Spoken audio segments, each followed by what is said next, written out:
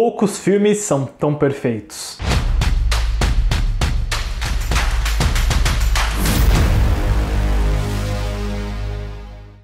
Olá, fãs da sétima arte, meu nome é Lucas Nascimento e esse é o Lucas Filmes e hoje eu tô aqui para falar sobre Caçadores da Arca Perdida, filme dirigido pelo Steven Spielberg que começa aí nosso especial sobre o Indiana Jones. Mas antes eu pedi para você curtir esse vídeo, se inscrever no canal e ativar o sininho para não perder notificação dos próximos vídeos. Bom, estamos no mês de junho e daqui a algumas semanas vai estrear nos cinemas de todo o mundo Indiana Jones e a Relíquia do Destino, o quinto filme sobre o arqueólogo protagonizado pelo Harrison Ford, criado pelo George Lucas e pelo Steven Spielberg. Então, como o filme vai chegar, nada melhor do que sentar e revisitar os 4 filmes da franquia Indiana Jones, que inclusive estão disponíveis aí no catálogo da Disney Plus, não deixem de conferir. Mas para falar sobre as origens do Indiana Jones, a gente volta lá para a década de 70, durante o período conhecido como Nova Hollywood, quando a gente teve uma transição muito forte da velha guarda dos estúdios de Hollywood para uma nova geração de cineastas autorais e independentes, e justamente nesse movimento estava aí o George Lucas, que teria seu sucesso gigantesco com o primeiro Guerra nas Estrelas, com a franquia Star Wars, e durante esse período, enquanto ele estava finalizando o American Graffiti, que é um dos primeiros filmes dele, ele tem essa ideia de um filme que capturasse o espírito dos matinês e serials que ele assistia, que eram da década de 30, de aventuras escapistas, de heróis contra vilões, mocinho contra bandido, e aí ele tem a gênese do que ele chama de As Aventuras de Indiana Smith. Pois é, não era Jones ainda, era Smith. O Lucas discute essa ideia com um amigo e cineasta dele, que é o Philip Kaufman, e eles começam a bater bola, a trocar ideias sobre como seria esse personagem, como seria essa história, e o Kaufman traz uma das coisas mais importantes desse primeiro Indiana Jones, que é esse conto sobre a Arca da Aliança, esse artefato bíblico místico que caiu no radar do Kaufman graças a uma conversa com o dentista dele, né? Quem diria que um tratamento de canal seria tão lucrativo? O George Lucas deixa essa ideia na gaveta e parte para fazer o Guerra nas Estrelas. O filme é lançado em 1977, é um grande sucesso, coloca o nome do George Lucas no mapa como nunca antes e também muda aí os padrões do que um filme de Hollywood, do que um blockbuster pode ser. E durante esse período, enquanto George Lucas se estabelecia com Star Wars, outro dos grandes amigos dele, o Steven Spielberg, estava aí construindo uma carreira muito sólida depois do Tubarão, Contatos Imediatos do Terceiro Grau, e o Steven Spielberg naquele período era doido para dirigir um filme de James Bond, só que ele nunca conseguia a aprovação, o aval dos brócoli. Então o George Lucas chega para o Steven Spielberg e fala: cara, eu tenho uma coisa muito melhor do que James Bond, que se chama Indiana Smith. E aí o Spielberg fala: bom, eu só não gosto desse nome. E aí vem do Steven Spielberg a ideia de se chamar Indiana Jones. Mas o Lucas passa a ideia para ele explica qual seria o pitch, uma ideia para múltiplas continuações também, e o Spielberg fica super interessado em dirigir esse filme. Mas como nem o Lucas e nem o Spielberg são roteiristas de formação, não é a especialidade deles, eles contratam o Lawrence Kasdan, que é um roteirista que caiu no radar do Lucas uns tempos atrás, para desenvolver esse roteiro. E pelo que o Kasdan conta em entrevistas, o processo de escrita do Caçadores era basicamente o George Lucas e o Steven Spielberg tinham ideias de cenas de ação, tinham ideias de momentos isolados, e o Kasdan era o cara que fazia a liga, que fazia a cola entre esses momentos, né? Literalmente desenvolvia a narrativa. O Kasdan demorou 5 meses para entregar o primeiro draft de roteiro do Caçadores, e esse roteiro final acabou ficando pronto em dezembro de 79. Inclusive, o George Lucas gosta tanto do trabalho do Kasdan nesse filme, que é aí que ele contrata ele para escrever o Império Contra-Ataca e depois o Retorno de Jedi, literalmente o cara que escreveu as sequências de Star Wars. Ele também trabalhou no roteiro do Despertar da Força com J.J. Abrams. A questão agora era o financiamento, e como o George Lucas tinha quebrado as ligações dele com o sistema de Hollywood depois do primeiro Star Wars, ele queria financiar ele mesmo toda a produção do Caçadores, que é uma coisa que ele já tinha feito no Império Contra-Ataque, que tinha dado certo, mas que tornou o George Lucas meio que persona não grata para os sindicatos, né? Ele chegava nos estúdios com a proposta de que ele queria o financiamento completo do estúdio, nenhuma interferência criativa e participação total deles para fazer qualquer continuação que eles quisessem. E mesmo depois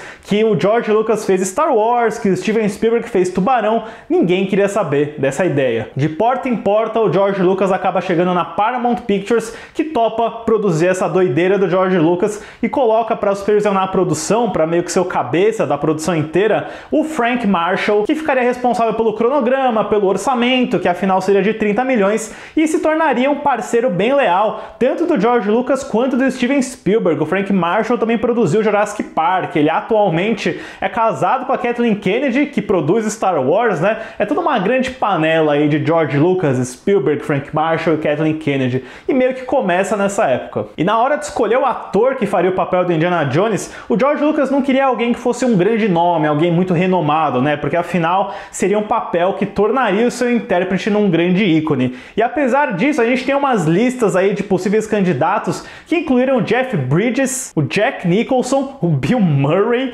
e principalmente o nome preferido do Lucas e do Spielberg, que era o Tom Selleck, que ficaria famoso anos depois com a série Magnum P.I. O Selleck se encontrou com eles, ele fez teste de câmera, ele leu com o elenco, parecia uma maravilha, parecia que todo mundo ia fechar com o Selleck, mas ele estava no início do desenvolvimento do Magnum P.I. e a CBS, que era a emissora da série, já atenta de que ele estava sendo disputado por Hollywood, resolveu aprovar a série e garantir um contrato de exclusividade com o Selleck, impedindo ele de poder fazer o Indiana Jones. Mas deu tudo certo pra ele, né? Porque o Magnum foi um grande sucesso, teve até um episódio numa temporada mais à frente que literalmente coloca o Tom Selleck para fazer uma paródia de Indiana Jones. Então, de certa forma, a gente conseguiu ver o Tom Selleck como Indiana Jones em um futuro alternativo. Então, a escolha que agora parece óbvia para esse papel foi justamente o Harrison Ford, que já tinha uma boa relação tanto com o Spielberg quanto o George Lucas por conta do papel dele no Star Wars. O Lucas só tinha medo de ficar se repetindo ao trazer o mesmo elenco de Star Wars,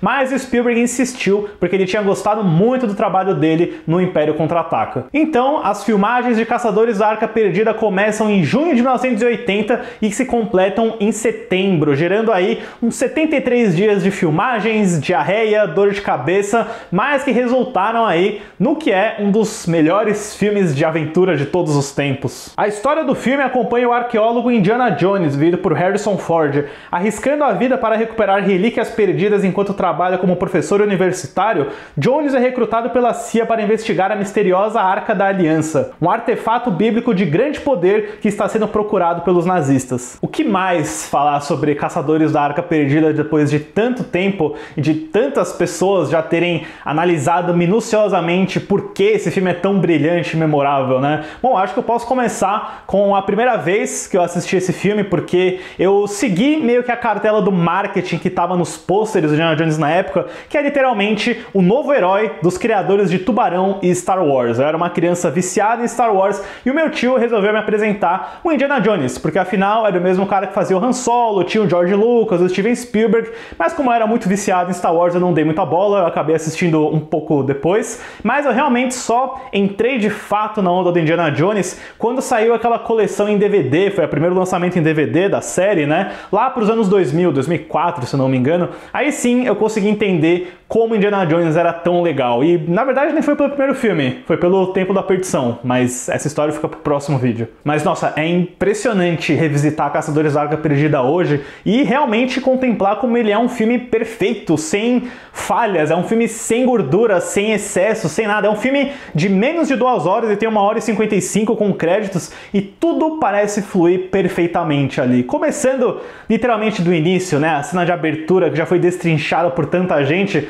mas que não tem o que falar, né? Ela é realmente uma das melhores cenas de abertura de qualquer filme já feito, desde a introdução do Indiana Jones, né? Da figura iconográfica dele, do chapéu, do chicote, da silhueta, como o fato de que ele tá sempre se arriscando, que ele é corajoso, que ele tem medo de cobra, que ele é meio atrapalhado, vulnerável, mas ao mesmo tempo muito durão, né? Uma ótima figura de herói dos anos 80, apesar de ser um filme ambientado na década de 30, mas que funciona demais, tanto pelo talento do Ford, quanto pela visão muito precisa do Spielberg nesses planos, enquadramentos. A colaboração que o Spielberg faz com o diretor de fotografia Douglas Slocombe é muito legal e garante aí imagens muito icônicas dessa missão inicial do Indiana Jones na América América do Sul, procurando um ícone dourado dentro de um templo abandonado. E além de ter o suspense, a ação e o humor, né, que culmina nessa ótima cena do Indiana Jones fugindo da bola gigante, você tem nessa cena de introdução um microcosmo do que é o filme inteiro, porque é o Indiana Jones sendo traído, sacaneado, ele consegue o objetivo dele nos trancos e barrancos,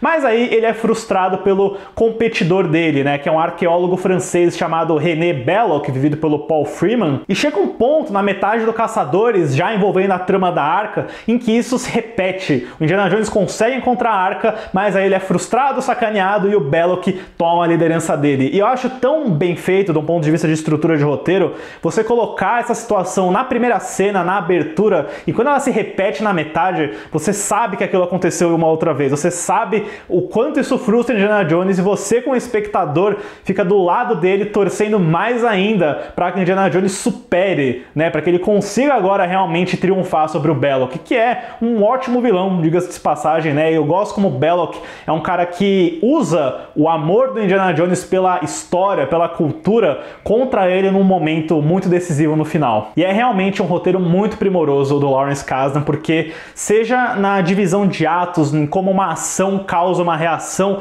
ou nas motivações de personagem, eu acho que você tem tudo ali. É realmente uma aula de como se montar um filme de aventura e um filme de busca por objetivo. Por exemplo, eu sou fascinado, acho que isso é uma das melhores ideias que alguém já teve, nessa ideia de que o vilão nazista, o Todt, vivido pelo Ronald Lacey, só consegue acesso ao medalhão que o Indy está procurando, que só existe uma cópia dele, porque ele acidentalmente queima a mão no medalhão e cria um duplicato dele na pele, justamente como consequência de uma cena de ação. É assim que se faz uma ação e reação brilhante, perfeita, porque só por causa disso esse personagem consegue alcançar o Indy depois. É uma coisa que você nem pensa assistindo o filme, né? Putz, o cara queimou a mão, que otário! Mas aí depois isso volta lá como um ponto de trama muito importante. E é muito legal também como o roteiro gasta um tempo muito preciso, mas ele é ágil na forma como ele te explica os objetivos, porque isso acontece bem cedo no filme, é quando o Indiana Jones é abordado pela CIA na universidade, é literalmente uma cena de exposição dentro de uma sala de aula, né? Tem uma metalinguagem aí no comentário,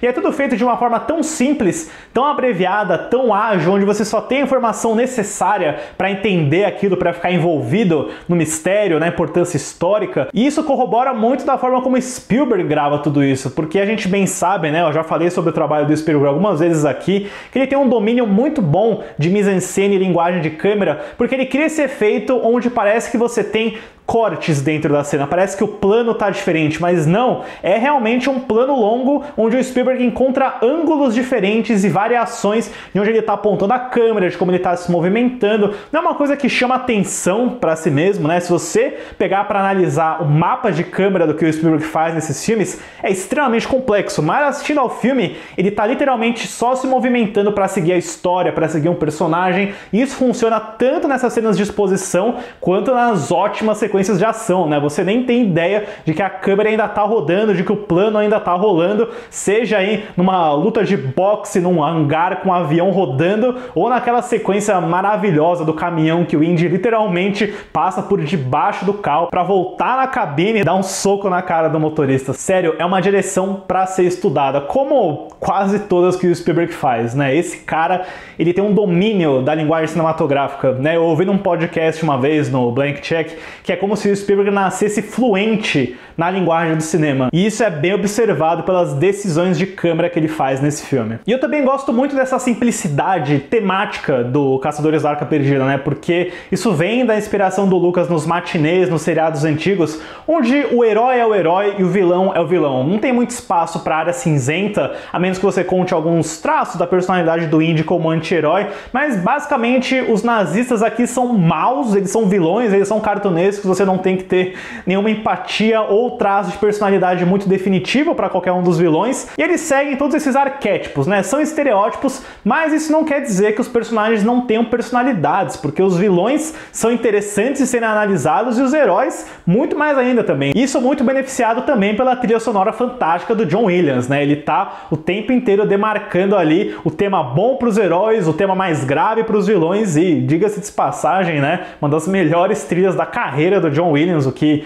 sempre parece um pleonasmo, né? Melhor trilha do John Williams, mas a do Caçadores tá lá em cima mesmo. E eu nem digo isso só pelo Indiana Jones, que é uma criação fenomenal, né? Essa ideia de que um professor universitário meio nerd, de óculos, gravata borboleta, tem esse efeito meio Batman, de alter ego, de sair na floresta, de chapéu fedora, jaqueta de couro e chicote com um revólver. É uma dinâmica meio Clark Kent até, né? Tem um aspecto de quadrinho super-herói que o Harrison Ford é muito bom em aproveitar. Eu acho que esse, por mais que o Harrison Ford seja o Han Solo, seja o Deckard, tenha tido tantos papéis interessantes na carreira dele, o Indiana Jones é a joia da coroa pra ele, né? Eu acho que poucas vezes a gente vê um ator tão bom num papel onde parece que ele nasceu pra fazer ele, né? Tanto que hoje, quando a Disney fala sobre possivelmente rebootar Indiana Jones, não tem ninguém que a gente consiga imaginar fazendo Indiana Jones senão Harrison Ford, né? Como trazer outra pessoa que faça tão bem a cena em que o Indiana Jones, né, quando diante de um duelo de espada com um guerreiro no meio do mercado,